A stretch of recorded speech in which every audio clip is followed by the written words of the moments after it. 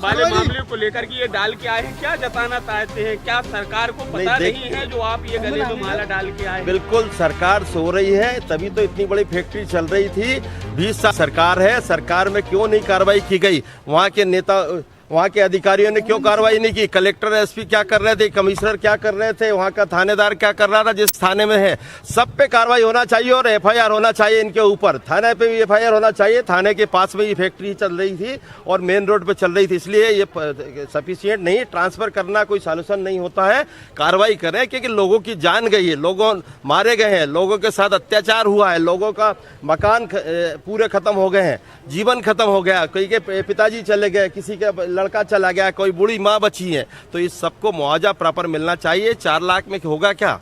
लोगों का जीवन नहीं निकल पाएगा। जी ने कहा था आज इस मुद्दे को उठाएंगे, लेकिन आपकी बात पर कहा जाए कि आप जो मुआवजे की बात कर रहे हैं, क्या मुआवजे से मामला सलट जाएगा? या फिर यूं कहें कि आपने भी तो पहले से नहीं उठाया इस मामले को, आप तो विपक्ष में थे, अभी आप वर्तमान में विधायक बने हैं, लेकिन सरकार कह रही है कि कांग्रेस यानी जो विपक्ष है इस पर राजनीति कर रहा है। देखिए, राजनीति तो हमने नहीं की, राजनीति तो कमल पटेल ने शुरू की। हमने तो कोई किसी पे आरोप नहीं लगाया था। राजनीति तो कल कमल पटेल ने आरोप लगाकर हम पे राजनीति की है। जब सत्ताधारी दल का आदमी, सत्ताधारी दल का मंत्री कह रहा है कि विपक्ष के संरक्षण में चल रहा है, हो सकता है क्या ये? विपक्ष अगर संवैधानिक काम कर रहा है या अनैतिक गतिविधियां चला सकता है क्या?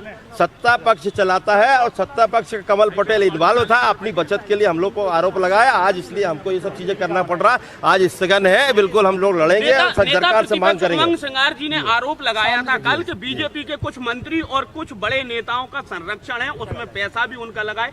कोई, आप तो वहाँ के हैं, आपको तो पता होगा। बिल्कुल बगैर संरक्षण के चल सकता क्या? आप बताइए, सत्ताधारी नेता या मंत्री के बगैर संरक्षण के कोई काम हो सकता है क्या?